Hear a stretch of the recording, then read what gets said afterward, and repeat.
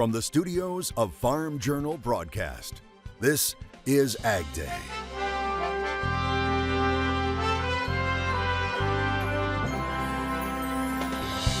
More than bread and milk. I'm Jody Kurzman. Isabel, South Dakota is a small town, home to only about 135 people. But there's one business here that's making a big impact on this small town. We'll take you to a grocery store that's drawing people from miles around. We'll have an update as wildfires continue to rage in Wyoming and the impact that's having on ranchers, as the biofuels industry faces some possible headwinds in the West. We want to definitely get this corrected. What possible policy changes could mean to soybean producers right now on AgDay. AgDay is brought to you by Pioneer. Ben's bins, please hold. Yeah, Ben's has been busy all day. Seems like no one can keep up with this new Z series. What did you all put in these seeds? Science. Good morning, I'm Michelle Rowe. Clinton is on assignment. 2024 has not been the best year for the U.S. soybean industry when it comes to biofuels policy, and the dominoes continue to fall. The latest development comes out of the California Air Resources Board, the regulatory body proposing some changes to its low-carbon fuel standard that some say will hurt soybean producers, processors, and biofuels producers.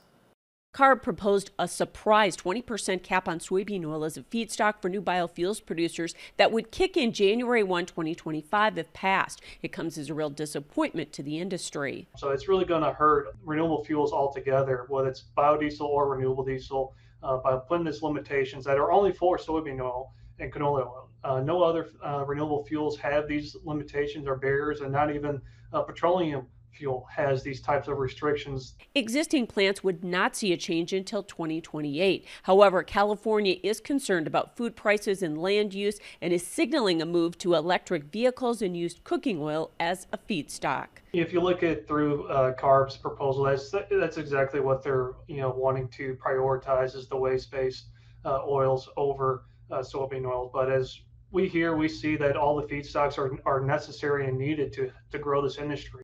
Earl says the move is also perplexing since soy-based biodiesel has been a huge success in California for the last 20 years. Definitely does not send good market signals for the future. Right now in California, biomass-based diesel makes up over 73% of California's diesel pool.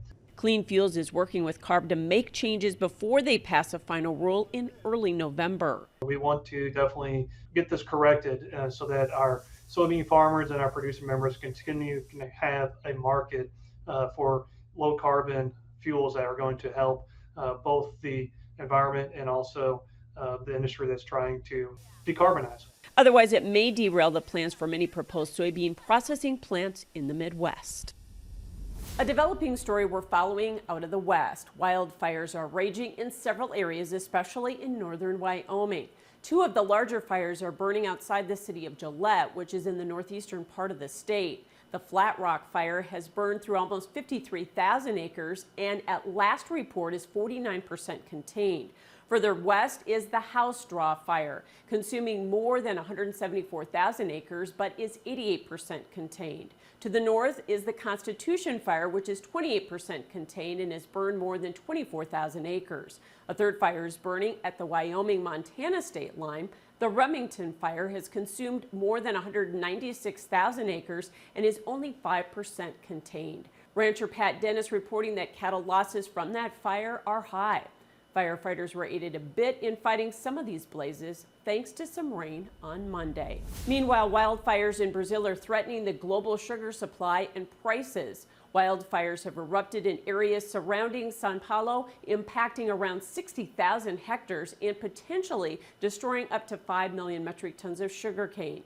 You can see on these images from NOAA the thick smoke coming off the fires on Monday. The news causing raw sugar futures in New York to surge by more than 4%.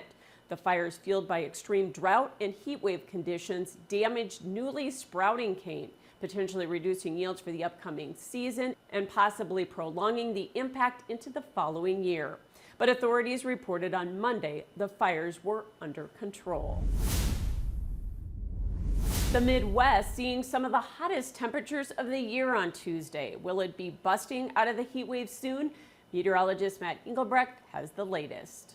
There's a look at the flooding potential coming up for our Wednesday. So again, the big question, when will the heat finally start to break down in and across the United States? One way we can look at that is to see where some of those fronts and where that ridge of high pressure is going to be moving. So you can see the flooding potential on Wednesday is back here to parts of the Midwest and to the east. As we go into your Thursday and Friday, we see a big shift or a big outline, about 5 to 15% the chance of some flooding in and across Iowa, Wisconsin, Minnesota, and back down here to the south. This is a signal for the pattern finally starting to shift. Now, I don't expect the ridge of high pressure to completely collapse, or rather it's going to get kind of squished down here to the south. Again, there's on Thursday, and then we see that energy move towards the east by Friday. This isn't going to get in the way of a lot of the humidity or the elevated dew points back in the deep south, back up here in Tennessee and Kentucky, but it will supply some cooler temperatures in and across the Midwest and a little bit back here towards the west as well. Again, that's the flooding potential coming up for your Friday. And we celebrated National Dog Day earlier this week, and we asked you to share pictures of your favorite pooch on the AgDay Facebook page. Of course, you didn't disappoint. Check out this picture from Steve in Houston, Minnesota. His four-legged friend finding a place to keep cool during the dog days of summer. I'll have more in your forecast coming up. There's a race going on across the Midwest to see if crops will fully mature before they run out of available soil moisture. We did see some small drops in corn and soybean conditions this week from last week, especially in Ohio. But for the most part, USDA meteorologist Brad Rippey says the crops should be able to get through to harvest without a significant impact, despite some dry weather as we head towards the end of summer, with some already nearing harvest. As of August 25th, 11% of the U.S. crop fully mature. 5-year average 6%, last year at this time 8%. We have 3 states in the Midwest that have reached double digits for corn maturity. Missouri and Nebraska tied at 17% as far as the Midwestern states go. One major trouble spot for corn right now, North Carolina, where 73% of the crop is rated very poor to poor. A judge is blocking a rule allowing H-2A workers to unionize in 17 states. A U.S. district judge in Georgia issuing an injunction against the Labor Department rule. It would have allowed farm workers on H-2A visas to unionize. The ruling blocks the regulation in several states, including Georgia, Louisiana, Idaho, Indiana, Iowa, Missouri, Nebraska, and North Dakota, with the judge stating that the Biden administration overstepped its authority. The National Council of Agricultural Employers hailed the decision as a victory for farmers, while the Labor Department has argued the rule was necessary to prevent abuse and ensure fair treatment for H-2A workers. The rule was set to take effect tomorrow. Corn bouncing back after hitting fresh contract lows on Tuesday. Can the upward trend last? I'll dive into that next in Markets Now. And later, a little out of the way place that's about more than doing a little grocery shopping in the country. Introducing Unscripted with Tyne Morgan and Clinton Griffiths. Real, raw, and entertaining. A new episode is available every Friday on Farm Journal's YouTube channel or wherever you get your podcasts.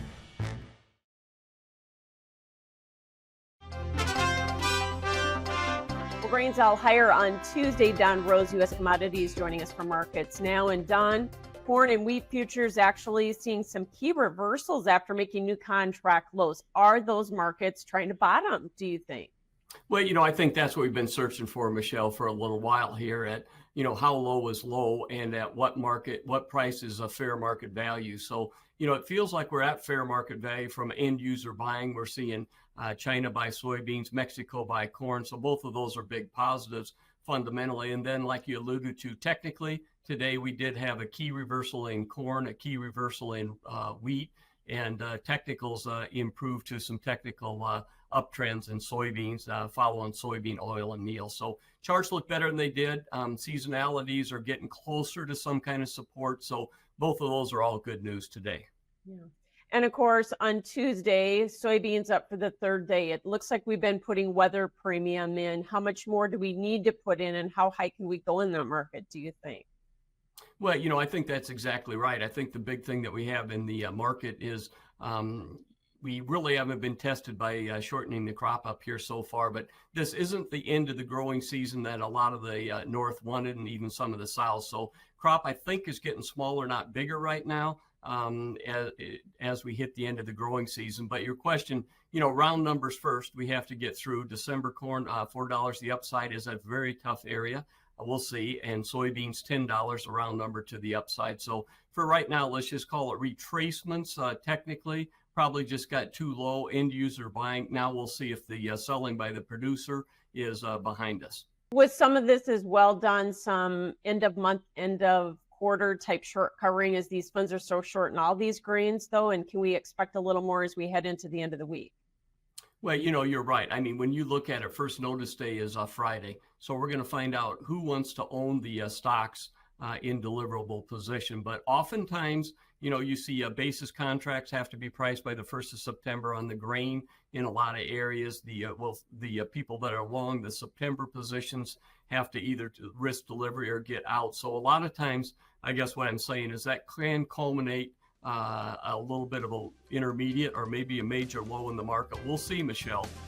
Thanks so much, Don Rose, U.S. Commodities. We'll have more Ag Day coming up.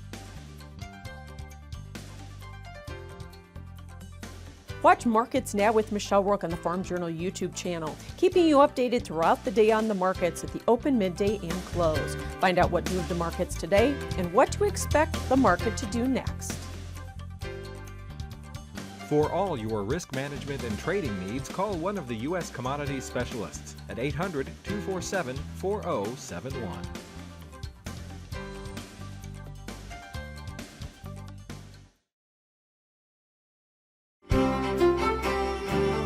So the severe weather risk coming up on Wednesday kind of corresponds where we're expecting that the heavier downpours. Now on Wednesday, it's more of the ridge riders once again kind of flaring up. Once we get towards that ridge, a really strong capped atmosphere into the southeast, a lot of these storms work more to the east rather than to the south.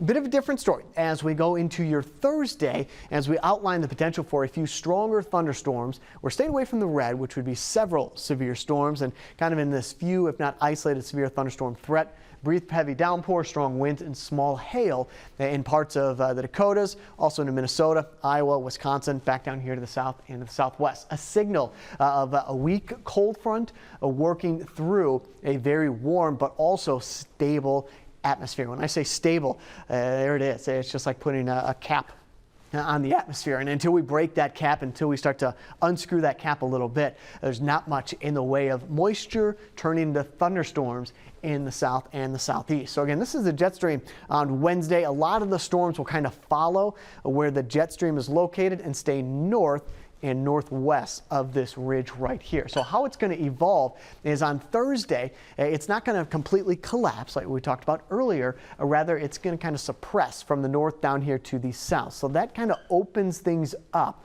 for this piece of energy. Kind of a weak clipper system, a bit of an inverted trough, shortwave trough, moving through the jet stream Thursday and into Friday. And you can kind of see how that energy doesn't drop to the south, it stays back up to the north. Let's go all the way into next Tuesday. You see that little piece of energy move through. That's about it in regards to the chance of storms or even some cooler weather. By next Tuesday, starting to pick up signals that our ridge is going to redevelop and strengthen back out here towards the west. And what that is going to do is sink the jet stream on the east coast, so bring some cooler weather, maybe some stormy weather to the east coast next Wednesday, Thursday, and Friday, while we heat back up and dry out back here towards the plains. But I'm not talking about tomorrow or even the next day. This is next Wednesday, Thursday, so a week from now. That's kind of what the pattern is starting to show. As for the latest drought monitor, a couple of areas that we're keeping a close eye on, and also into the Midwest where the dry category is starting to show up. Start with Brooks, Kentucky, high of 98, low of 71, sunny. Boothbay, Maine, cloudy, high of 78, low of 50. Algood, or as I like to say, all good, Tennessee, high around 96. Coming up, the push to get more young people interested in the pork industry. Plus the latest on this huge fire at a swine barn in Ohio, next.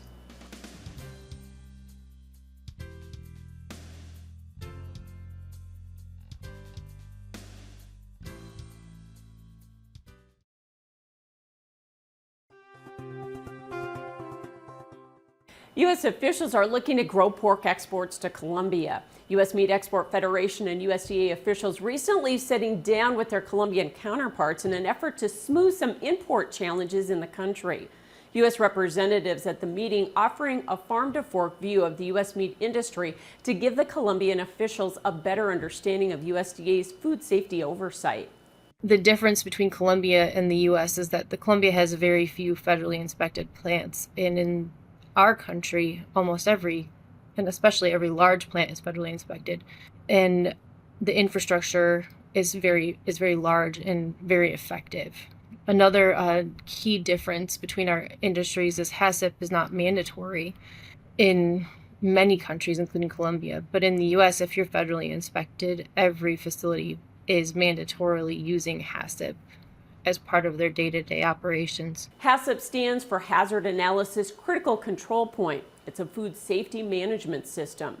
As for Colombia, it's a major destination for U.S. pork, with exports right now on a record pace to the country. Through the first half of the year, shipments jumped 33% from the year prior. It's believed more than 1,000 pigs died in this fire in Versailles, Ohio. This is in the western part of the state. As you can see, it was a pretty big fire and could be seen from quite a distance. Despite this being a big fire, crews were able to contain it to just one swine barn and no people were injured. It's reported the building that burned was a new structure containing 1,100 pigs. The cause of the fire remains under investigation. The National Pork Producers Council is launching a program it hopes will empower future industry leaders. It's introducing the Young Pork Advocates Strategic Investment Program. It's for people ages 18 to 22 years old. It was unveiled at the 2024 World Pork Expo. Now, the program aims to empower young advocates in the pork industry by providing networking opportunities, policy updates, advocacy training, and more. Membership benefits include access to industry events, scholarships, and professional development opportunities. For more information, check out NPPC's website. Coming up, we visit what's become the center of one rural area's world, how a little grocery store is making a difference in many people's lives in the country.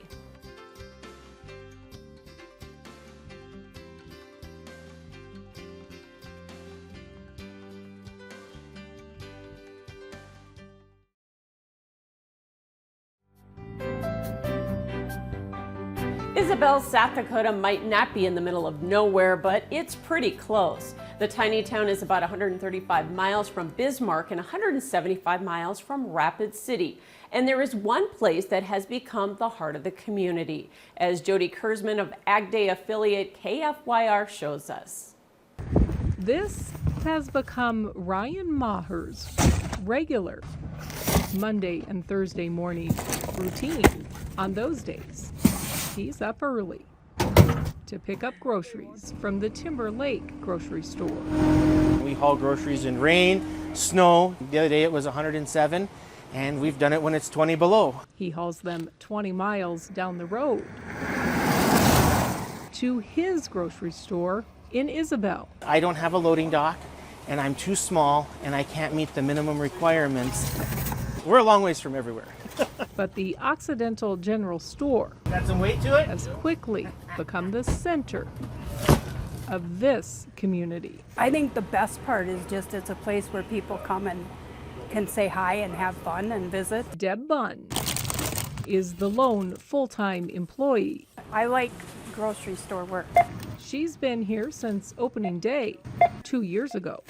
That was a day Ryan wasn't sure would ever happen. I bought the biggest piece of junk, leaky roof, and the floors were rotten. But the lifelong Isabel resident was determined to restore this 1914 building. A lot of years of history here. And breathe new life into his hometown. I come in here a lot. For regular customers like Carrie Swift, having a well-stocked store just down the street has made life a little easier. It's nice for when I need to do big shopping or little shopping where I just need a loaf of bread, a gallon of milk. The Occidental, it seems, is exactly what this community needed. And that's why this has been successful, is because we are so far removed from the Walmarts and the Sam's Clubs and the Costco's. If Walmart was just 20 miles down the road, this wouldn't work. Making this middle of nowhere location the very key to its success. In Isabel, South Dakota, I'm Jody Kurzman, reporting for your news leader. Thanks, Jody. And that's all the time we have for this morning. Thanks for watching. For all of us here at AgDay, I'm Michelle Rook. Have yourself a great day.